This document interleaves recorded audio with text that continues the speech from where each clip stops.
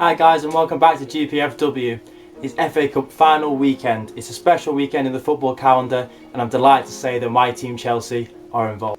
It's going to be a great game, and it sees two new managers going for their first piece of silverware in their managerial careers. Before we get into the team news, the tactics, the history and much more, I just want to remind you to subscribe and ring the bell to get notifications so you don't miss out on the videos when they are released.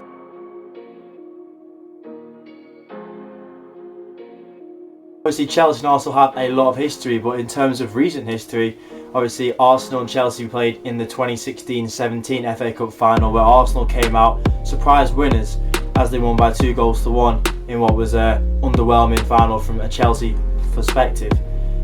And then obviously last season in the Europa League under Maurizio Sarri, Chelsea beat Arsenal by 4-1 in Baku, dismantling them in Eden Hazard's final game for the club. Obviously in terms of the Premier League this season, we saw Chelsea and Arsenal go head to head at Stamford Bridge, which was a 2-2 draw, with David Luiz being sent off, being the penalty and a late equaliser from Hector Bellerin.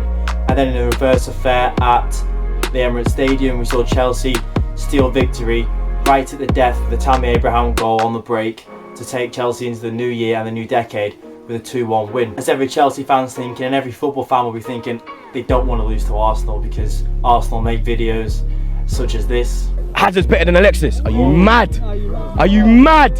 What are you banning?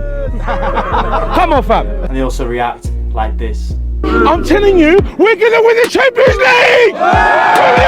I'm telling you! So hopefully Chelsea can bring the same attitude they brought in the semi-final against Manchester United to do exactly what they did there and get the win and get it in a commanding way as well. However, you can't really take much from those games because it's a derby, it's a final, and everything before can just be forgotten, and it's all going to be on this game on Saturday. Coming in with the team news for Chelsea, obviously N'Golo Kante has been missing since the Watford 3-0 victory, but he is in contention to come back into the Chelsea lineup. Willian was also absent from the game against Wolves, but he should be available in the squad as well. And the only long-term injury is Billy Gilmour, who will not be available for the match. For Arsenal, they have quite a few long-term injuries, including Pablo Mari and Callum Chambers. Gabriel Martinelli is also unavailable with a long-term injury as well. Trogdon Mustafi will also not be available for the game as well. But Hector Bellerin, who hasn't featured since the Manchester City game, seems to be back in contention to be definitely in the squad for the Saturday's final. In terms of the lineups for Chelsea, I feel like it's going to be Willy Caballero and net because Kepa has lost all confidence and the manager has lost all confidence in him as well. The three at the back should be what we've seen recently with Zuma, Rudiger and Azpilicueta as the back three. The two wing backs should be Reece James on the right and Marcos Alonso on the left. In the middle, Mateo Kovacic should be starting. The only doubt for now is whether N'Golo Kante will come back in for Jorginho or Jorginho will carry on with his good partnership that he has with Mateo Kovacic. In the further positions, it should be Olivier Giroud who should start up top. He's been incredible since the restart. He's been a great professional up top. He's been very solid. He links up well and he scores goals when he's need to. We should also see Christian Pulisic, who's been Chelsea's best player since the restart, on the left wing.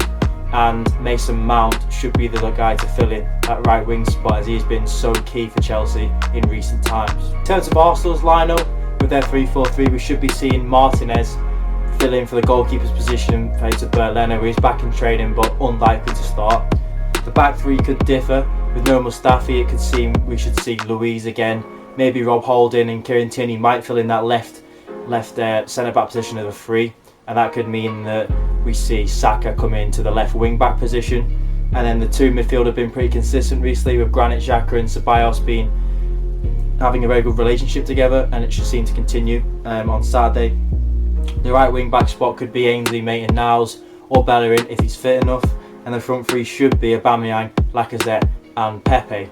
Obviously it might change. We might see Tierney play the left wing-back role, we might see Saka play on the left wing or the right wing, and Bellerin or Maitland-Niles could be switched out for either one. So it will be interesting to see what Arteta goes with on the day. So where will this game be won and lost? Obviously Chelsea and Arsenal have both been fielding the 3-4-3 formation in recent weeks and months. It seems that the teams are going to go up against each other with the same formation, and with the same sort of high press tactics, which is going to be a great watch, and it's going to be a great match for the neutrals. The reason Chelsea are playing 3-4-3 at the moment is because it suits the team and the squad that they have at the moment. Obviously going forward, Lampard would want to play a 4-3-3 formation starting from next year, but for now, with the defence being very shaky and conceding a lot of goals this season, he's opted for 3 at the back to make sure Chelsea are a little bit more stronger at the back and they can give them a better base to go forward with. In terms of prediction, I hate to make a prediction, I don't want to jinx anything, but I feel like the two teams are going to be well matched. It's going to be a tough final.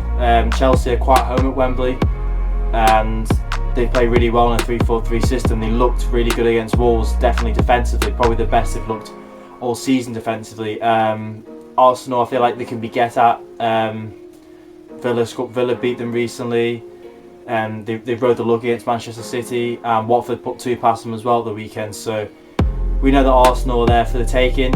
It's just whether Chelsea can, beat the press, really impose themselves on the game like they did against Manchester United. And if they can do that, then I can see them coming through with a win.